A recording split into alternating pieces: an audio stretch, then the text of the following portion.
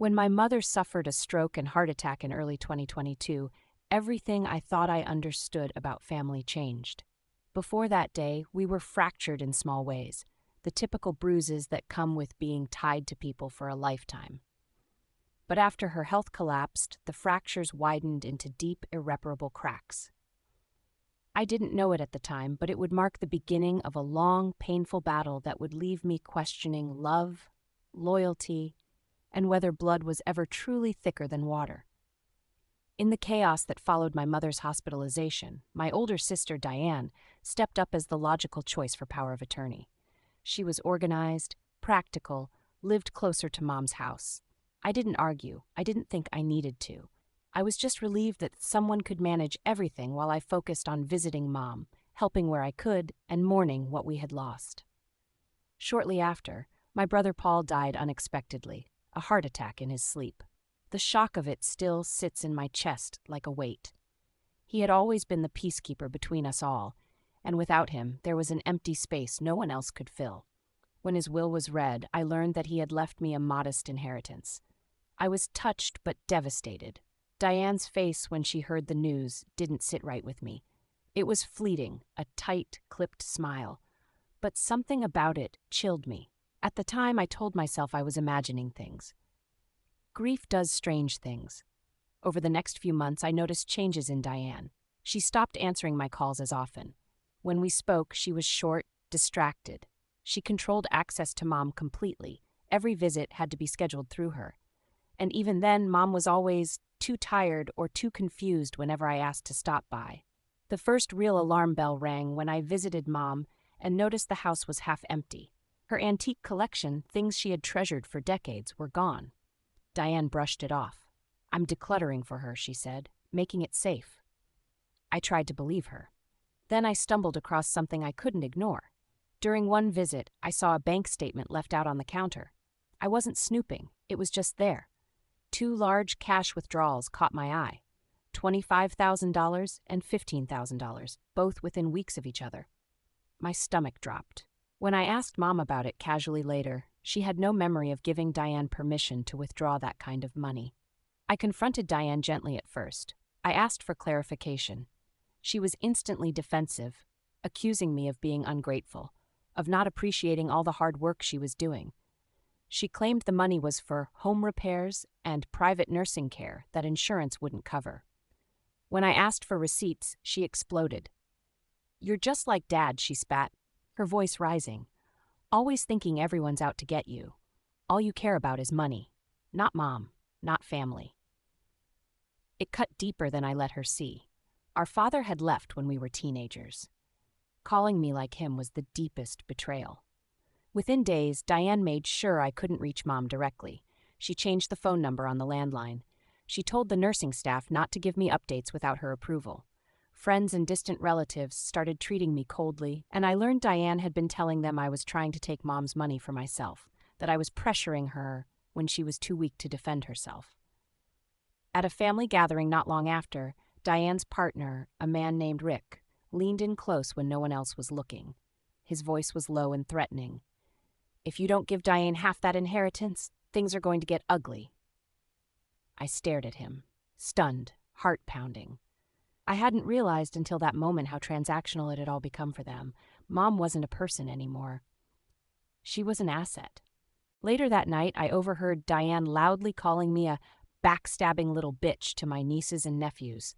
She made sure they heard it, made sure they believed it. I cried the whole drive home. The next morning, I hired a lawyer.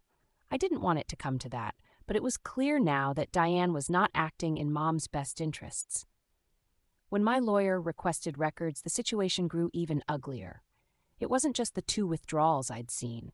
There were dozens more. Smaller amounts that added up fast, checks written to cash, credit card charges at expensive boutiques and restaurants.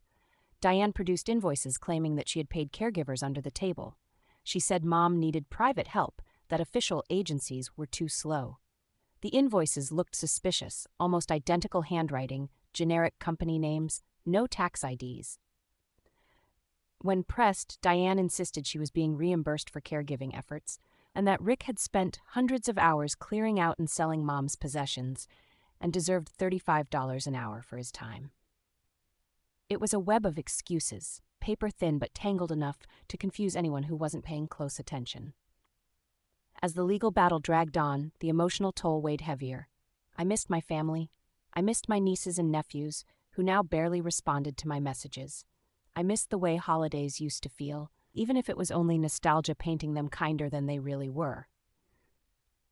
But small flickers of light broke through the darkness. An old neighbor of my mother's, Mrs. Connolly, came forward after hearing whispers in town. She swore she had overheard Diane bragging about selling off Mom's valuables for quick cash. Mrs. Connolly wasn't a busybody. She was kind and careful, and she insisted on making a statement to my lawyer. Then one evening, out of nowhere, my niece Emily messaged me. She was tentative, hesitant, but admitted that some of the things Diane said didn't make sense. She asked if we could meet privately. She was only 19, but wise beyond her years, and I could tell she was starting to question the story she had been fed. At the hearing, the evidence was clear. Diane's explanations fell apart under questioning. Her financial records didn't match up. Witnesses, including Mrs. Connolly, testified about the sales and missing heirlooms. Rick's invoices were exposed as fraudulent. No one could verify the supposed caregivers or sales agents he had invented. When the judge ruled, I felt numb. I was reinstated as Mom's power of attorney. Diane was ordered to repay a portion of the funds she had taken, though realistically, collecting would be another battle altogether. She stormed out of the courtroom, Rick close behind her, cursing under his breath. Victory felt hollow. Mom was moved to a smaller assisted living home not long after. I visited as often as I could, but even when I sat beside her holding her frail hand, I could feel the distance time and manipulation had created. Some days she was lucid enough to smile and call me by name. Other days she seemed adrift, caught in currents I couldn't reach. The rest of the family never fully came back. Some relationships healed a little, mostly through private conversations and careful rebuilding. Others remained fractured beyond repair. I stopped waiting for apologies that would never come. Stopped expecting anyone who had believed Diane's lies so easily to see the truth now. The guilt still lingers. The anger too. But the difference is, they no longer control me. There are nights when the loneliness creeps in. Nights when I wonder if standing up for what was right was worth everything I lost. I wonder if there was a better way.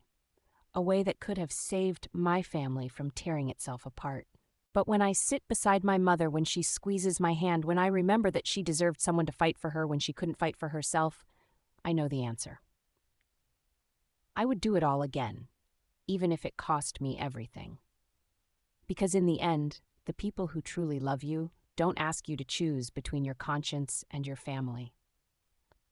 They don't ask you to stay silent while they steal, lie, and destroy. They don't weaponize love into something you have to buy back piece by piece. Family isn't just blood. Family is loyalty. Family is protection. Family is doing the right thing even when everyone around you has lost sight of what right looks like.